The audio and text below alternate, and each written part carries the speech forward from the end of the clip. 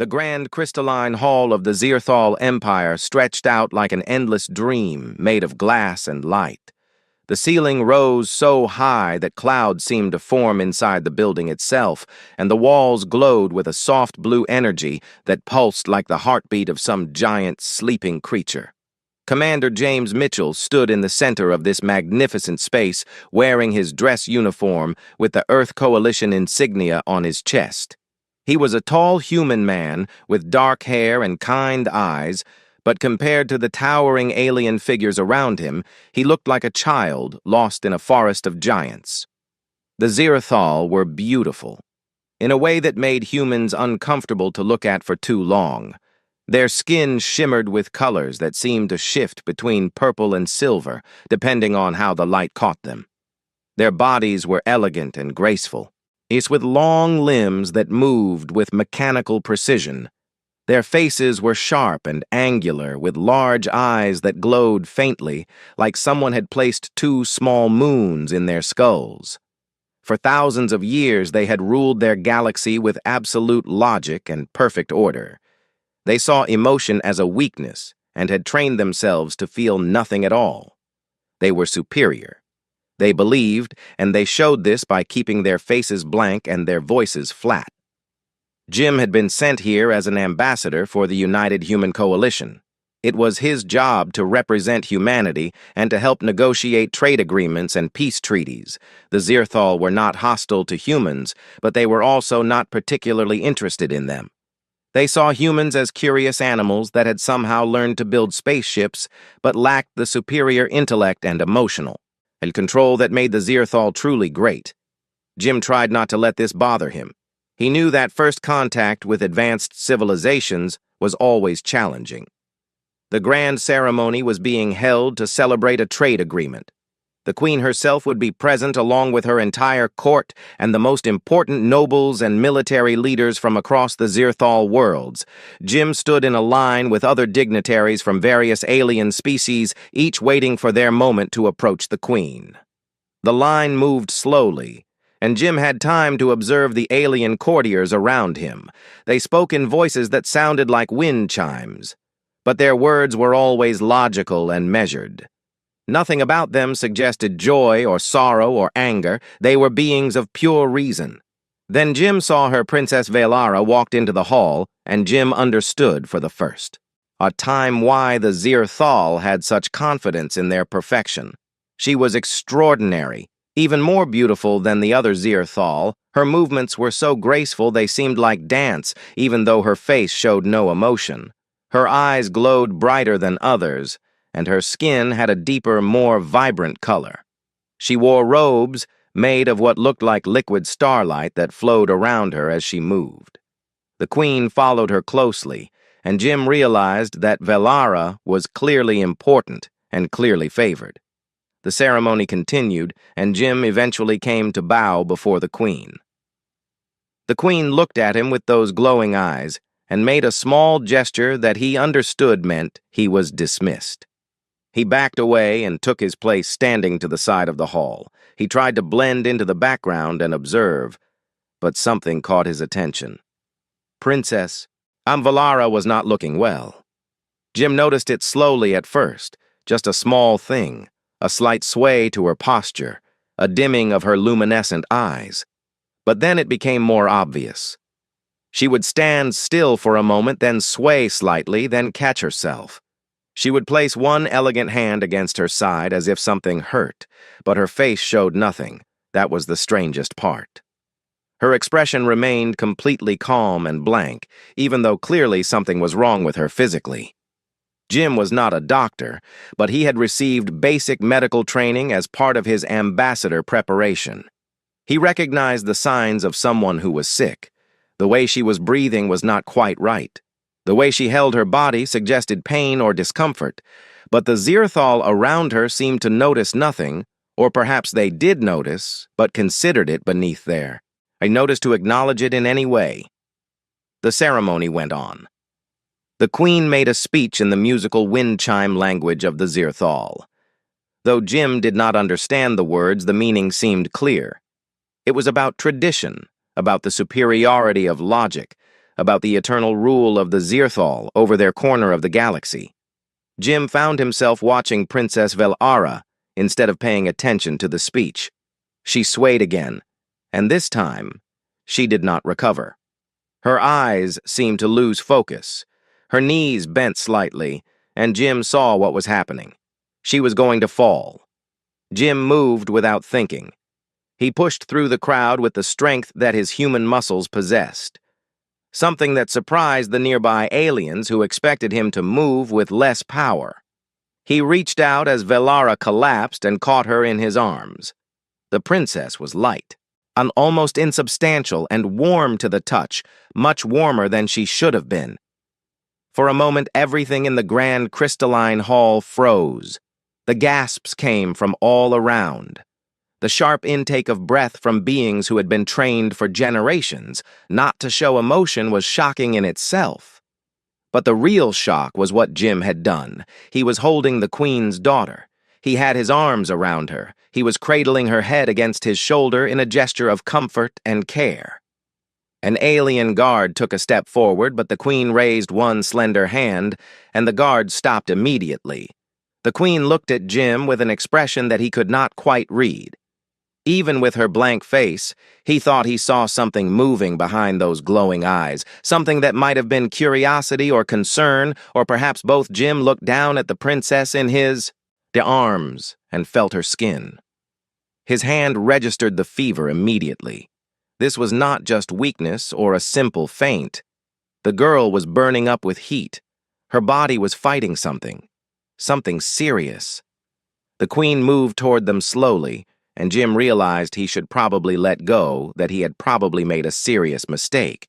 But before he could move, the Queen reached down and gently touched her daughter's forehead. She held her hand there for a long moment, and when she withdrew it, her hand was shaking slightly. That small shake was the first sign that perhaps the Zirthal were not as emotionless as they seemed. Jim sat in the medical wing of the royal palace, and the hours seemed to stretch like pulled taffy. Each moment felt like it lasted forever, and yet time also seemed to move too fast. He had been ordered to remain with the princess while she recovered, though no one had explained to him exactly why this was necessary. The royal physicians had examined Velara thoroughly, and their conclusion was strange and troubling. She was suffering from a condition that should not exist in the Zirthal species. The head physician, a tall alien named Krell, with eyes that glowed more brightly than others, explained the situation to Jim and the Queen in careful, measured tones. The princess had experienced what he called an emotional system collapse. It was a rare condition that occurred in Zirthal who had been forced to suppress their feelings for too long. The biological systems that normally managed emotional expression were failing. The more she suppressed, the more she suffered until eventually her body simply shut down. The Queen listened to this explanation, and Jim thought he saw something. A flicker in her eyes, that same something he had seen when she touched her daughter's fevered head. He wondered if perhaps the Queen understood this condition in a personal way. The treatment was unusual. The physicians said that what Velara needed was emotional stimulation and genuine human contact. They explained that something about the authenticity of human feeling might trigger her body to remember how to process emotions herself. The Zirthal had forgotten how to heal their own kind because they had forgotten that emotions were a natural part of being alive. The human presence might help wake that part of her up. This was how Jim found himself sitting in a comfortable chair beside the sleeping princess night after night, talking to her about things that probably seemed completely strange to an alien princess who had never experienced. A genuine feeling. He told her about Earth, about the rain that fell from the sky, and how it felt on skin. He told her about music, about the way a single song could make a human cry or laugh or want to dance in the street. He told her about his family.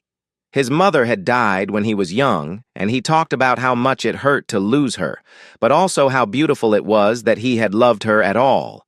He talked about his brother who made him laugh, and his sister who he sometimes wanted to strangle but would protect with his own life.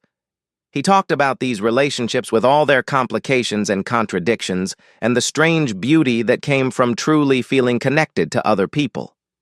The princess slept, but Jim kept talking. He was not sure if she could hear him, but the physicians encouraged him to continue. They monitored her vital signs, and carefully and reported that she seemed to respond to the sound of his voice. Her heart rate would become more regular when he spoke. Her body would seem to relax slightly, as if she was listening from somewhere deep inside her sleeping mind. Jim also sang to her, which probably sounded terrible. He did not have a beautiful voice. It was rough and sometimes went off key, but it came from genuine feeling, and somehow that seemed to matter more than technical skill. He sang old songs from Earth, songs about love and loss and hope. He sang songs about home and family and the desire to find connection with other people. The attending physicians seemed scandalized by this behavior.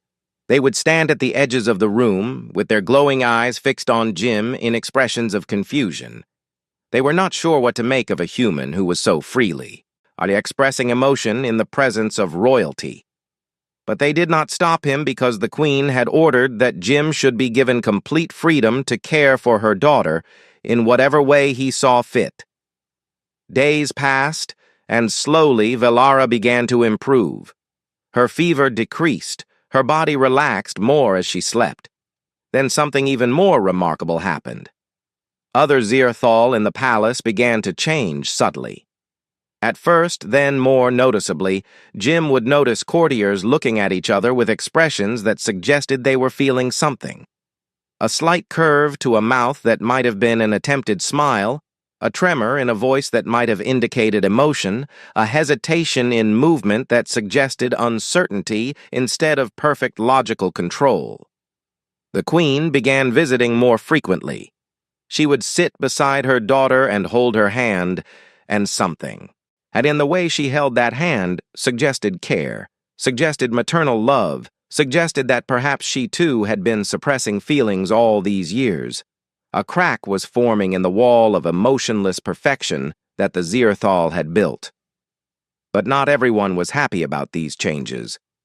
In the darker sections of the palace, ancient nobles who had lived for centuries began to gather. They spoke in urgent whispers about the danger of infection, about how the human presence was corrupting their perfect society. They called it an emotional contagion, something that spread like disease through the orderly ranks of Zierthal civilization. They argued that the princess needed to be isolated, that the human needed to be removed, and that the Queen needed to remember her duty to tradition. These nobles had lived so long in their emotionless state that they had forgotten that emotions had ever been important. They saw the changes happening in the palace as a catastrophe. They blamed Jim for introducing weakness into their bloodlines, Jim for reminding them of things they had worked very hard to forget. They met in secret chambers and made plans, plans that involved removing the threat, plans that involved someone dying. One night, as Jim slept in a small room adjacent to Velara's chamber, the old nobles made their first move. They sent an assassin, someone skilled in the old ways, someone who had been trained to kill without hesitation, without mercy, without any emotion at all. The assassin moved through the palace corridors like a shadow, but the Queen had guards loyal to her placed throughout the halls, and somehow these guards seemed to know something was wrong. They moved to intercept the assassin. They fought in the corridors, and the assassin was captured before reaching Jim's room. The Queen knew then that the conflict was no longer small. It was no longer just about a sick princess and a human who cared for her. It was about the future of her entire civilization. The royal gardens of the Zierthal Palace were unlike anything Jim had ever seen on Earth. They contained plants that glowed with bioluminescent light, plants that moved and danced without any wind, plants that sang in frequencies just at the edge of human hearing. Jim sat on a stone bench that was warm to the touch and watched the alien plants with wonder. Never noticing the figure approaching him from behind, Velara moved silently through the gardens the way she had been trained to move since childhood, with perfect control and absolute precision. But there was something different. About her now something that had not been present before. She was awake, and she had been awake for 3 days. Now she could finally walk without assistance. She could finally leave the medical wing without the concerned faces of the physicians hovering around her. Jim did not hear her until she spoke. Her voice was musical, like the sound of wind chimes, but different from other Zierthal voices. There was something new in it, something that Jim recognized as curiosity. He turned and saw her standing a few feet away in her formal robes that glowed softly in the light of the bioluminescent plants. She was beautiful, and for a moment, Jim felt something he had not expected to feel. Velara approached him slowly and sat beside him on the stone bench. Their shoulders were not quite touching, but Jim was very aware of how close she was. The princess looked out at the gardens, the same way Jim had been looking at them, and for a long moment, neither of them spoke. Then Velara turned to face him, and Jim saw tears in her eyes. They were small, tears barely visible, but they were definitely there. Tears were something that Zierthal very rarely produced. It was another aspect of their emotional suppression. But Velara was crying, and she did not seem to be trying to hide it. "Why did you do it?" she asked, her voice barely above a whisper in the quiet garden. "Why did you catch me when I fell? You could have simply let me fall. You could have stepped away. Why would you risk yourself for someone you do not know?" Jim thought about this question carefully. He tried to explain something that he had always taken for granted about being human. He said that humans were creatures who felt compassion almost automatically. When someone was hurting, when someone needed help, the natural instinct was to reach out to help them, not because of logic or calculation, but because of something deeper, something that came from the heart. Velara listened, and her eyes grew brighter as she listened, as if she was processing something important for the first time in her long life. She reached out slowly, giving Jim time to pull away if he wanted to. She took his hand and held it gently. Her skin was cool now, no longer fevered, but still warm to the touch. "I have never felt anything before," she said softly. "For my entire life I was taught that feeling was weakness, that emotion was illogical, that the highest form of existence was to think without feeling, to act without caring. But when you held me, when you talked to me while I slept, I felt something. I felt safe. I felt cared for. I felt something I do not have a word for in my language, but in human language I think the word is gratitude." Jim squeezed her hand gently, and Velara looked at him with wonder in her eyes. She was experiencing something new, something that the Zierthal had trained out of their species over thousands of years. She was feeling connection, but their peaceful moment in the gardens did not last. That night, guards came to Jim's quarters and took him to meet with the Queen in a private chamber. The Queen looked more troubled than he had ever seen her, and Jim realized that even beings of pure logic could feel fear when they cared deeply about something. The conspiracy had been exposed. A group of ancient nobles had been meeting in secret. They saw Jim and the changes he was bringing as a threat to their civilization. They did not want their carefully ordered world disrupted by emotion and irrationality. There had already been an assassination attempt, and there would be more. The Queen warned him that his life was now in danger. Jim felt the weight of this knowledge settle on his shoulders. He had come to the Zierthal expecting a simple diplomatic mission. Instead, he had become the center of a revolution that he had never intended to start. The ancient nobles were gathering allies. They were preparing to move against the Queen. They were preparing to remove the threat that was Jim Mitchell, and in doing so, they would remove Velara as well. That night, as Jim tried to sleep, he felt a strange sensation. It was like something pulling at his mind. He remembered that the Zierthal had a technology, a neural network that connected their minds in subtle ways. He realized with some alarm that Velara was trying to reach him through this network. He had never imagined that a human could access such a network, but apparently Velara had modified it somehow to make it possible. In the darkness of his mind, he heard her voice clear and pure and full of emotion. "They are coming for you." Jim, she was urgent and frightened. "Something inside the palace is wrong. Danger is moving toward you. I can feel it through the network. I can feel the intention to harm." Jim woke immediately, alert and ready. He moved quickly through the corridors toward the guard stations. He did not know exactly where danger was coming from, but he trusted Velara. He trusted the connection they had formed. The assassins came from 3 directions at once. But Jim was faster than they expected, and the Queen's loyal guards were waiting. Guards moved to intercept, and a fight broke out in the palace. Corridors, blasters fired, and energy weapons lit up the darkness. Jim was caught in the middle, but he was not seriously injured. When the dust cleared and the guards had subdued the attackers, Jim understood something important. Velara had saved his life. She had risked using the neural network to warn him. She had exposed herself to danger to protect him. The princess, who had never felt emotion, had just demonstrated that she felt something very powerful indeed. When Jim made his way back to Velara's chambers, he found her standing at her window looking out at the lights of the city. She turned when he entered, and he saw that her eyes were glowing very brightly. "I felt fear," she said simply. "Fear for you? I understand now why humans feel so much. You feel so strongly because what you value matters so much to you." Velara moved closer to Jim, and something in that moment changed. The princess and the human were no longer just a diplomatic curiosity and a sick alien girl. They were 2 people who had connected across the vast distance of their species and found something real and true.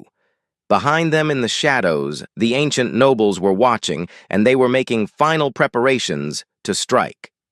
The Galactic Parliament Chamber was the largest room Jim had ever seen. It stretched out like an endless hall with seats arranged in a massive circle. Each seat was occupied by a representative from the important Zirthal worlds. Thousands of glowing eyes looked down from the galleries above. All of them focused on the Queen as she stepped forward to give an address that would change everything. Jim stood beside her with Velara on his other side.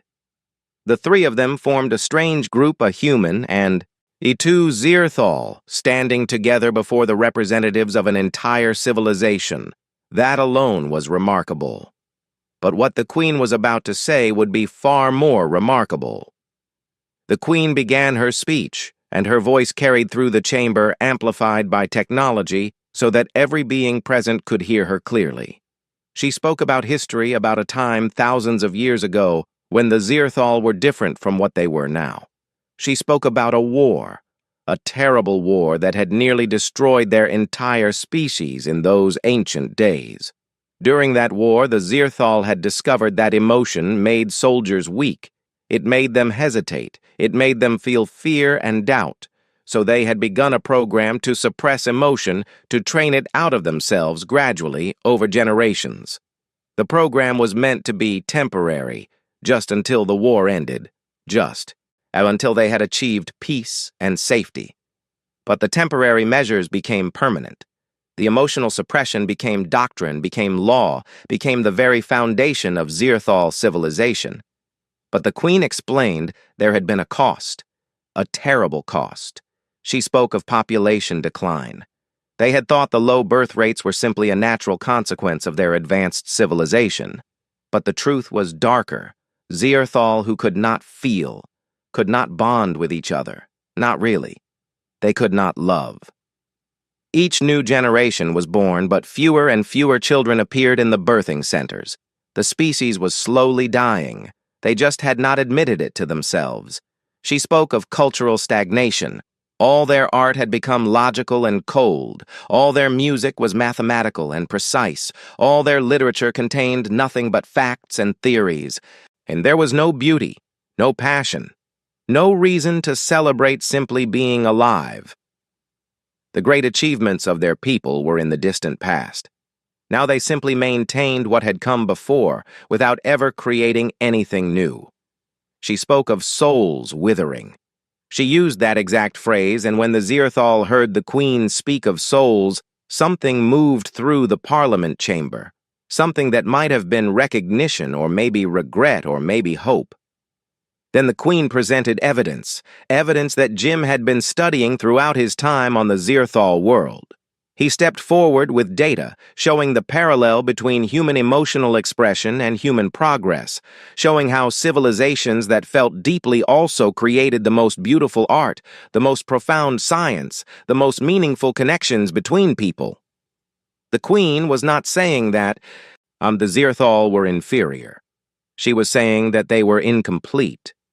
She called on them to make a choice, a gradual, careful choice to relearn what they had forgotten, to reintegrate emotion into their civilization, not recklessly but thoughtfully, not destroying logic but balancing it with feeling not as opposites, but as partners.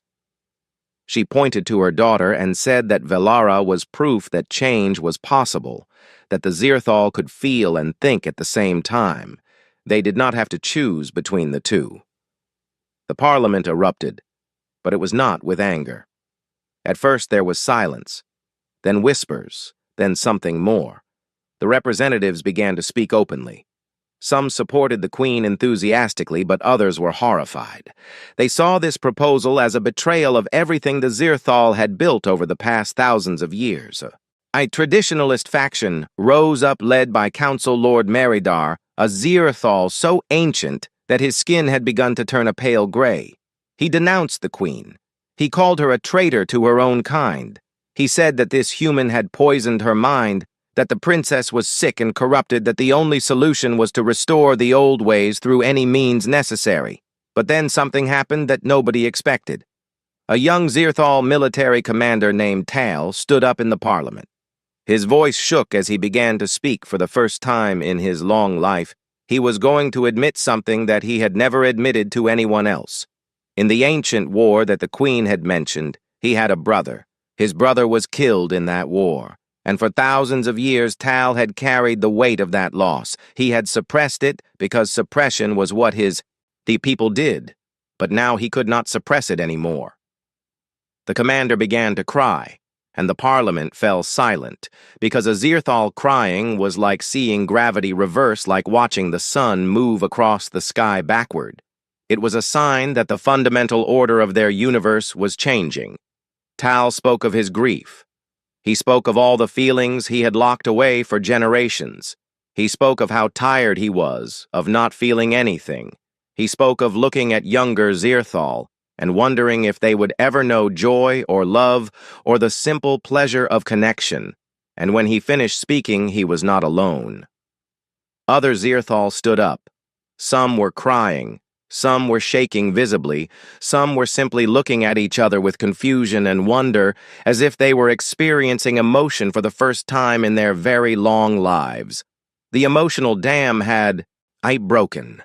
But in that same moment, in the depths of the palace, far from the Parliament chamber, the ancient nobles made their move.